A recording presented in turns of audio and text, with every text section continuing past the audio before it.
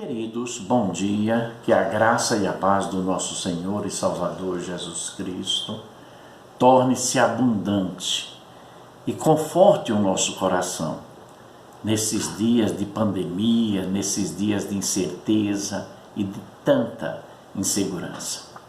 E para o nosso conforto e para a nossa aprendizagem, eu vou ler o texto de Gênesis capítulo 45, versos 4 a 8, que diz o seguinte: Disse José a seus irmãos: Agora chegai-vos a mim.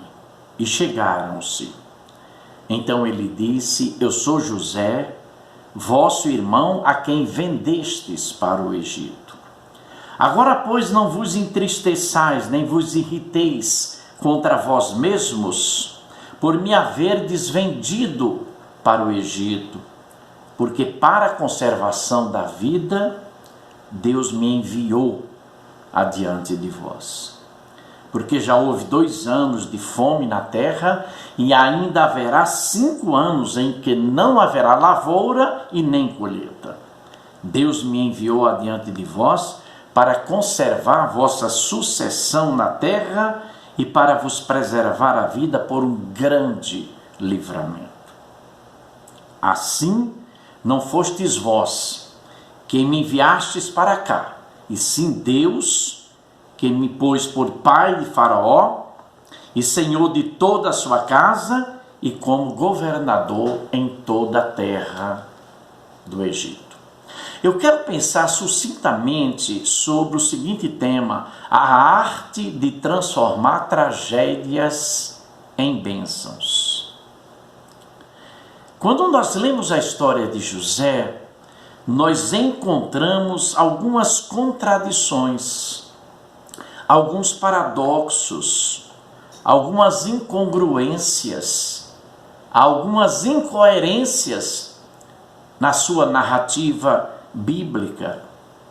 Num dia, ele recebe uma túnica colorida de presente do seu pai. No outro dia, ele foi lançado numa cova. Num dia, ele é vendido para mercadores ismaelitas. No outro dia, ele chega à casa de Potifar. Num dia, ele é escravo. No outro dia, ele é governador do Egito. Num dia, ele é afeiçoado pela mulher de Potifar. E no outro dia, ele vai para o calabouço. E diante de tantas incongruências, eu descubro uma grande verdade. Quando Deus tem um propósito para a minha e para a sua vida, nada neste mundo, ninguém neste mundo, poderá impedir o agir de Deus. Então descobramos no texto como Deus conseguiu transformar as tragédias da vida de José em bênçãos inefáveis. Primeiro, Deus transformou as tragédias em bênçãos na vida de José, porque ele entendeu, ele aceitou que as crises da vida são oportunidades para Deus demonstrar o seu amor e o seu poder na minha e na sua vida.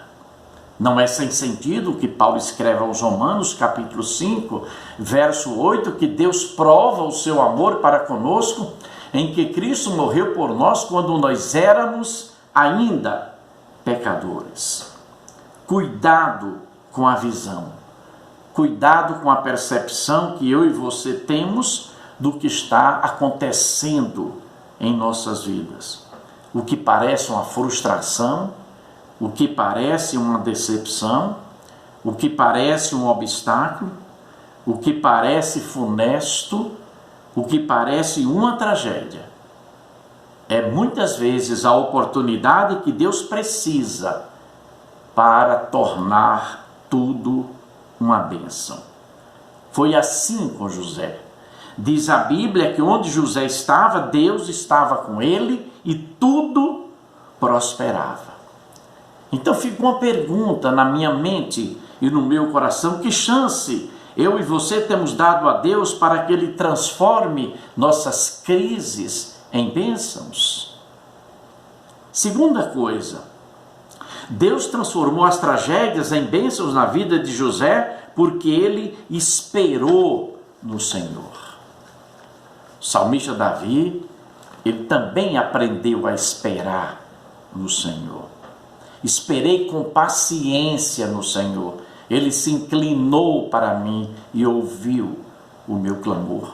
Lá em Isaías 30:18, a Bíblia diz que Deus espera por nós. Então, cuidado com as nossas reações pessoais, cuidado com as nossas interpretações pessoais, cuidado com as nossas exegeses, cuidado com as nossas resistências pessoais.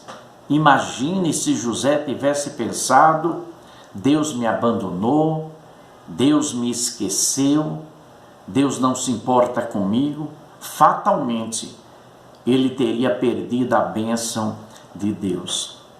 E lá em Atos dos Apóstolos, capítulo 7, verso 9 e 10, 3.600 anos depois do que aconteceu com José, a Bíblia diz que aconteceu porque José soube esperar no Senhor. Terceira coisa, Deus transformou tragédias em bênçãos na vida de José porque ele creu na palavra de Deus, mesmo quando as evidências mostravam o contrário. Não temamos quando a palavra de Deus toma alguma direção que eu e você não conseguimos entender. Ou seja, a mulher de Potifar, o mordomo que esqueceu José, a venda de José aos ismaelitas, a prisão de José no calabouço, tudo estava escrito na agenda do Senhor.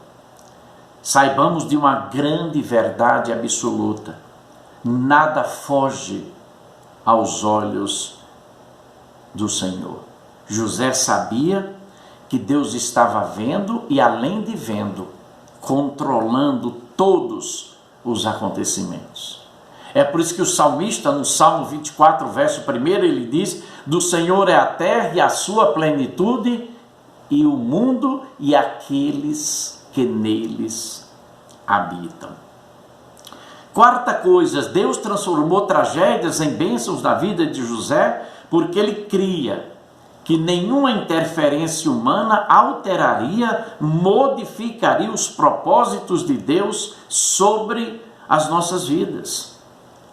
Por isso que José disse: não foram vocês que me mandaram para cá, foi o Senhor. O fato dos irmãos de José o terem vendido como escravo não significava que o seu destino seria sempre a escravidão. O fato da mulher de Potifar ter dado em cima de José não significa que o final dele era devassidão sexual. O fato do mordomo ter esquecido de José não significa que também Deus tenha se esquecido dele. Ou seja, os fatos, os acontecimentos, eles não são absolutos. O que é absoluto, queridos, é a soberania de Deus. A última palavra é do Senhor e não do médico. A última palavra não é do coronavírus, é do Senhor do universo. Alguém afirmou que o mundo se divide em dois tipos de pessoas. Primeiro, são as pessoas que enxergam nas crises da vida a grande oportunidade de se diferenciarem, se reinventarem e dar a volta por cima. Segundo, são as pessoas que mergulham nas crises de cabeça, reclamam de tudo, ficam amarguradas e se afundam com as crises. Vamos ter que nos reprogramarmos após o Covid-19, vamos ter que rever os nossos valores, vamos ter que ressignificar a fé que temos.